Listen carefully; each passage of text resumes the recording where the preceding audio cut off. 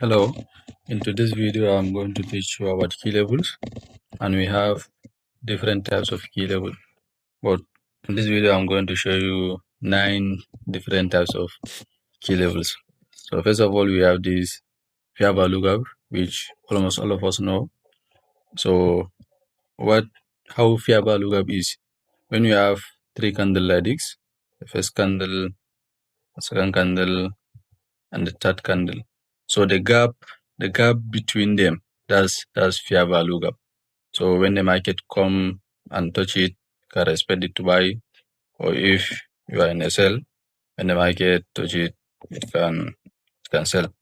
So this is how fair value gap is. So I'm going to show you some live example, and throughout all of them, all the nine key levels that. So first of all, we have this fair value gap here. This is a fair value gap. Let me zoom in. So if you can see, we have fair value gap. We have fair value gap here. So when the market come down and touch the fair value gap, you can look for your confirmation for the CRT and then loan the market. I made a video about CRT. You can go and check. So let's see what happens. So you see the market come down, touch the fair value gap, are expected. I know some people will be saying the market come and break the fair value gap. No, it didn't, because we didn't have candle closure. So we just have wick.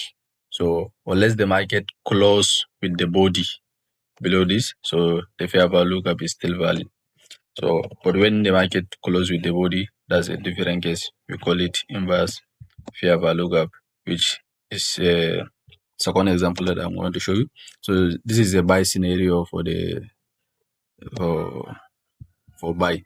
So I'm going to show you a sell scenario.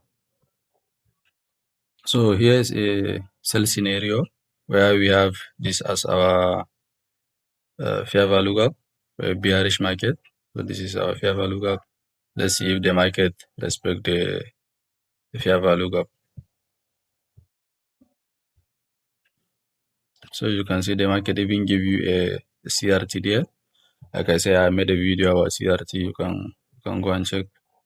See my page. So you see the market is reacting. So let's say, for example, the market come and close with the body. So this is it become inverse. So our second key level is inverse. The way inverse work is when you have, let's say, the 3 candle like this, and then this is your fair value gap. So you are looking for a short market. So then the market come down and close with the body. So this is your inverse. So when the market come down and react from the previous fair value gap, like so, let's see what happens. If you can get, so you see the market close with the body. So this become our inverse fair value gap. So that's how inverse works. So we did fair value gap, we did we call it IFBG. So our third key level is going to be order block, which is OB, order block. So that's OB in bracket. So we have different types of order block. I think order block, we have almost three types of order block. So the first one, which almost all of us know, is when the market is downtrend and then it breaks this high. So the last candle here that break the high is your order block. So when the market come down and touch the order block, you can look for a buy position. This is a first scenario order block. And then the second scenario order block is almost, let's say we have something like this. So when we break this low, the candle that break the low, either it is bullish candle or bearish candle, it became your order block. So you can look for a buy. And then we have a third scenario order block. We call it when the market, let's say we have a downtrend market. So the bullish candle here, the bullish candle, when the market is coming down, is printing a bearish candle, right?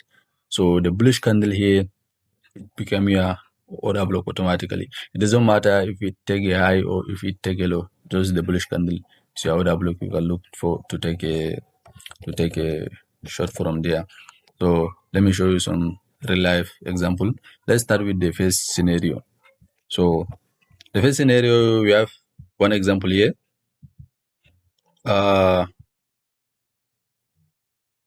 Let's mark this.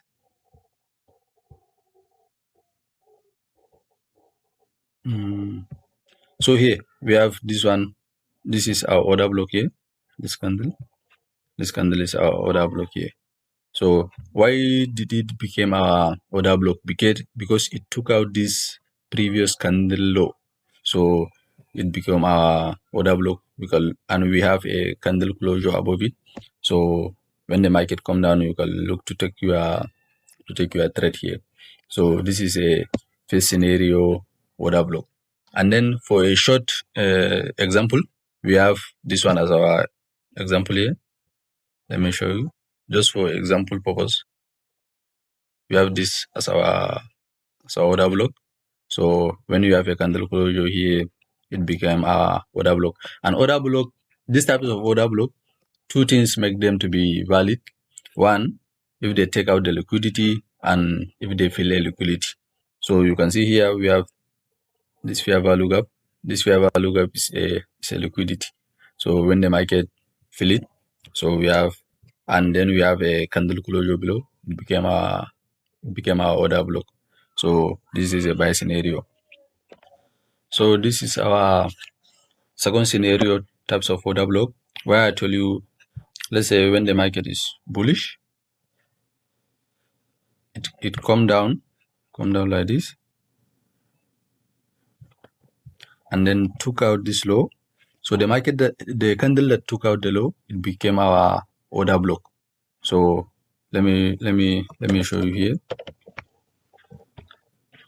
Here, if you see this this example here, you can see that this here is it can be our order block. This candle, it can be our order block if you have a candle closure. But when we look out here, you can see that this candle, this bearish candle, is the one that took out the liquidity. So our order block is not this one. It's going to be the candle that took out the liquidity, which is this one. So in some scenario and some cases, this candle here, this one, it can be your order block. In some cases, this candle can be your order block. So let's see what happens if we get a candle closure. So we get a candle closure here. So when the market come out and tested the order block, you can look for a buy.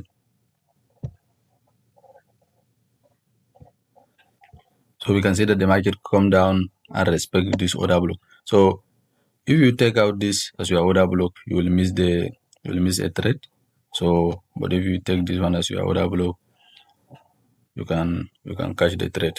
So this is a second scenario order block. Let me show you some bearish example. This is our bearish example. You can see that the market come out and took out this high. So here we have this candle is the one that took out the liquidity.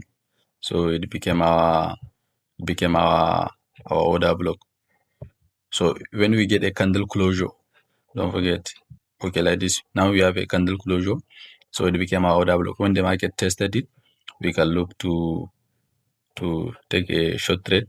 And you can see in this example, we have this one, the market come out and come back and tested it, this candle.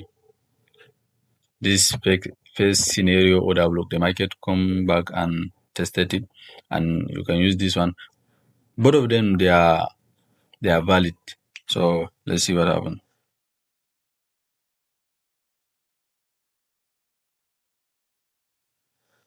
So you can see the market respected it. So, and we have a third scenario order block. This is more like a continuation order block. So let's say, for example, you are looking for a short trade. Let's say you miss this first order block. So and you are looking to take a short trade. So you see this one, all these bullish candle, they automatically become your order block. All these bullish candles, all these bullish candle that we have here, they are your order block. When you get a candle closure, so they became your continuation order block.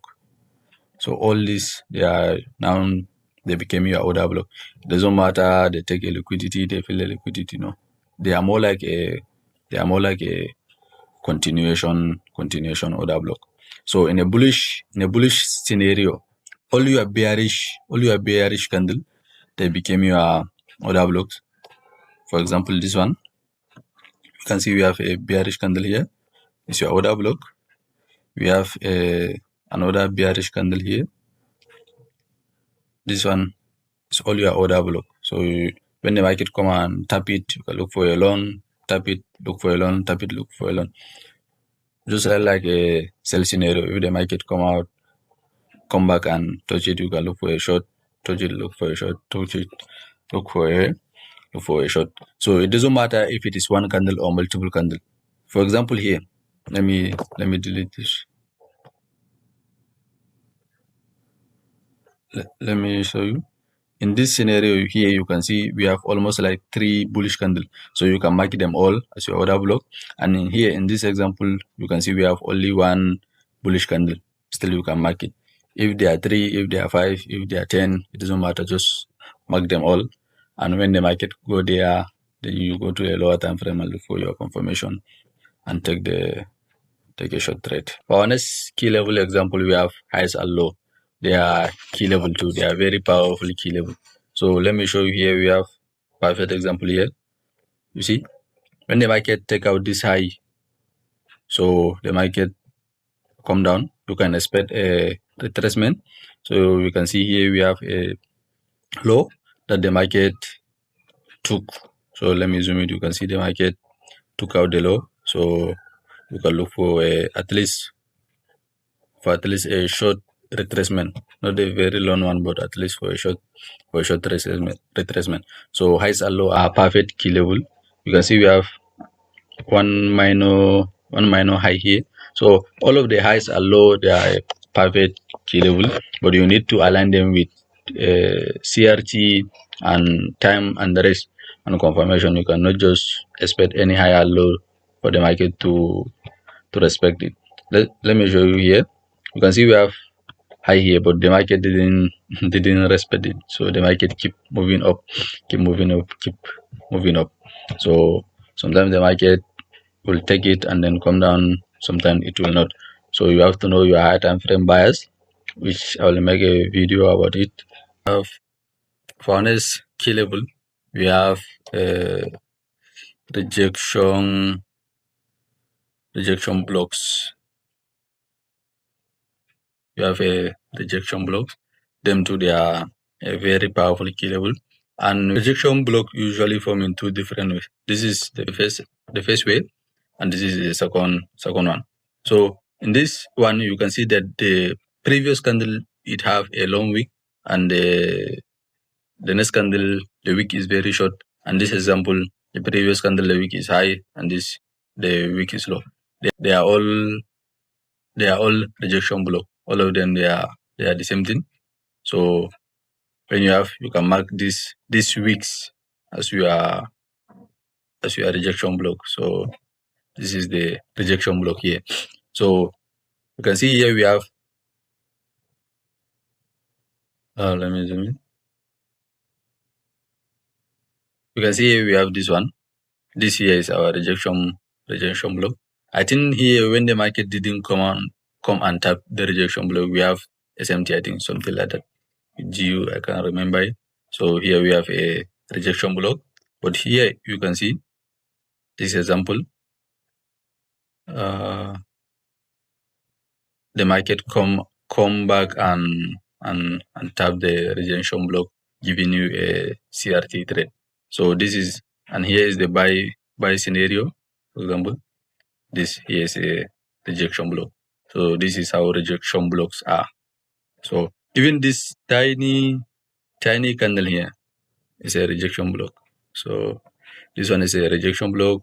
This one too are rejection block. So this is how rejection block is. So last but not the least, key level that I usually trade with is opening gap. So opening